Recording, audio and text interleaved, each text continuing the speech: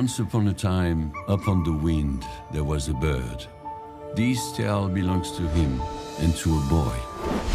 Abel, you did well. Let us start at the very beginning.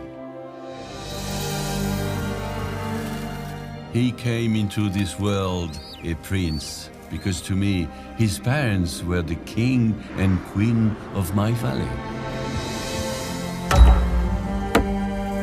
How is Lucas? He's a strange one. Their story, it seemed, was set. Don't be afraid. I won't harm you. I got it. It's for you, Abel. You have to move your wings fast. Come on, you got to learn how to fly. He's still too young. And then, like this. So, how is the ending? Sometimes in life, you have to tell your own story. Yeah! You did it! Yeah, Abel!